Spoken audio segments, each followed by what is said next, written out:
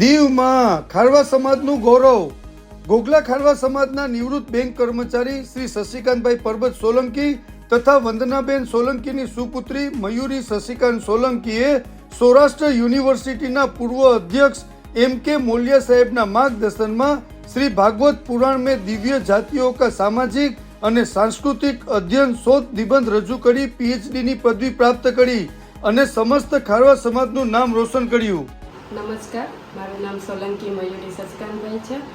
મારે પ્રારંભિક અભ્યાસ મેં દીવ જિલ્લામાં જ પૂર્ણ કર્યો છે.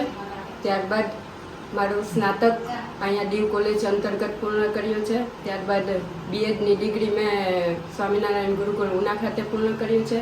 ત્યારબાદ માસ્ટરની ડિગ્રી એટલે કે અનુસ્નાતકની ડિગ્રી મેં અનુસ્નાતક સંસ્કૃત ભવન સૌરાષ્ટ્ર યુનિવર્સિટી રાજકોટ ખાતે પૂર્ણ કર્યો છે. શિક્ષણ એ નિરંતર ચાલતી પ્રક્રિયા છે, તેથી મને વિચાર આવ્યો કે મારે પણ આગળ શિક્ષણ ચાલુ રાખવું જોઈએ. તેથી મેં 2022 અંતર્ગત PhDમાં પ્રવેશ મેળવ્યો.